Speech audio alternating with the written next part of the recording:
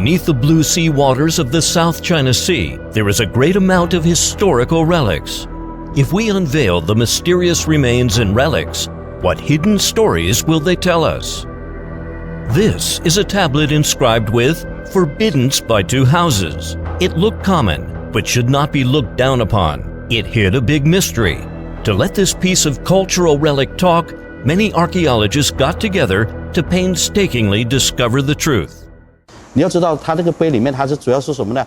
就是说，凡是外地从其他地方的这个船只到了我这个海南以后，你必须要把，你所在的这个你地方的官印呐，就是相当于现在这个录影呐，就是说穿了就相当于现在通行证啊，或是海关那个票据啊，你必须要先交到我这来，你也必须要交过来才行。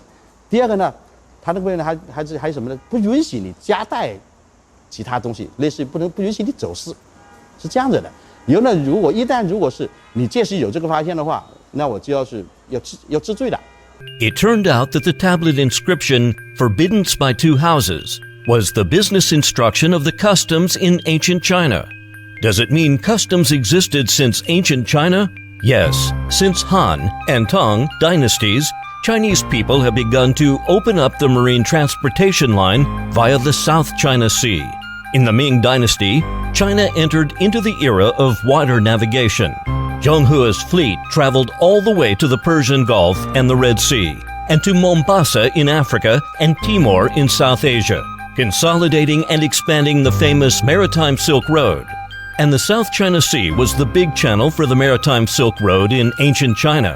The tablet, inscribed with "Forbidden by Two Houses," is a historical proof of the ancient Chinese government's management of sea routes. There was not much high-tech equipment back then, but our customs management was quite adequate. So much about the mysterious stone tablet.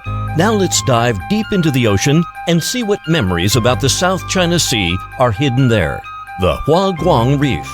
In 1996, Chinese fishermen discovered an astonishing shipwreck inside the Huaguang Reef at the bottom of the sea. They named it Huaguang Reef 1. 华光礁1号它是南宋的是艘南宋的沉船，我们从它那个出水的瓷器，不记录来这个，包括器物上的铭文啊，包括这器物上纹饰啊，来判断它是南宋来，一共打捞出500多块船板，虽然是不完整。当然，依然我们能看出，大概宋代的这种造船技术，包括这个隔水密封舱啊，这个它都有这种结构在里面。除了这个瓷器，还有一些铁器。第一个呢，就是说，这个华光像华光礁1号，它是在这个礁盘里面发现的，那就说明就是我们当时这些古代我们唐宋时期这些我们这些包括这个贸易的这种这个船只啊，它知道哪个地方可以避风，哪些可以哪里有岛礁，哪里可以避风。哪里有井水，哪里可以补充这个淡水，他肯定都很熟知的。Besides the information provided by Mr. Chen, let's go into more details. Huaguang Reef 1 was a wreck from Sung Dynasty. It was 20 meters long, equivalent of the length of 5 sedans. It was 6 meters wide, equivalent of the width of 4 sedans. There were 11 sealed cabins, the displacement of which was over 60 tons. That meant the weight of the ship was equal to 6 elephants or 600 people. In addition, Huaguang Reef 1 was an ocean-going trading ship full of goods like various China. It was confirmed that this ship was the first ancient ship with 6 decks found by China in the South China Sea. It was also the first well-preserved ancient wreck in the high seas discovered by China. The wreck was deep down on the seabed. That's why the excavation lasted 2 whole years. There were 2 phases.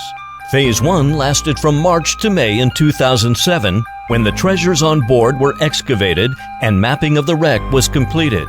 Phase 2 was from November to December of 2008. The excavation of the body of the ship was finished, and the parts of the ship were numbered and mapped by serial numbers.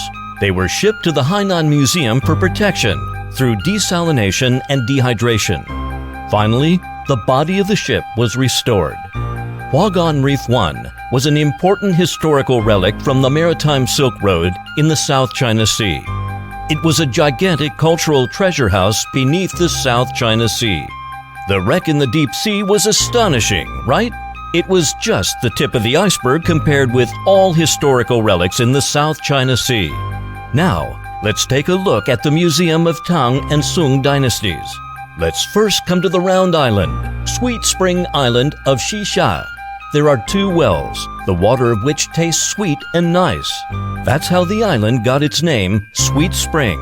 The Museum of Tang and Sung dynasties was found hidden on the island, where there were a large amount of ceramics, broken pieces of iron pots, and other things for production and daily life in Tang and Sung dynasties. What's more, they once built the underwater constructions here. It seems that the ancestors in Tang Dynasty lived a comfortable life on the South China Sea. 他们虽然到那边以后呢，他不光在这个做贸易，因为他现在他保留很多我们很多中国这种传统文化，乃至什么呢？他搞盖房子或者盖宗祠的时候，他都所有的建筑构件都是一模一就是它的形制啊，包括都是从我们内地拉过去的。 The ancestors in Tang Dynasty left the constructions and China. What treasures did the ancestors in the Ming and Qing dynasties leave there? On the islands and reefs such as Woody Island, Money Island, Prattle Island, East Island, and North Island of Xisha Islands, a large quantity of copper coins, ceramics, and other daily necessities of Ming and Qing dynasties was unearthed successively. On the major islands of Xisha and Nansha Islands, the relics of ancient temples were also found. We couldn't help but be amazed. Our Chinese fishermen were really capable. They were not satisfied just with the basic living conditions, but had higher spiritual pursuit. From far above the islands to beneath the sea, all kinds of cultural relics and remains are our ancestors' pleasant memories of the sea. The sea has never changed. We were here 1,000 years ago, and we will still be here 1,000 years later. Chinese people's feelings for the South China Sea will never change as time goes by.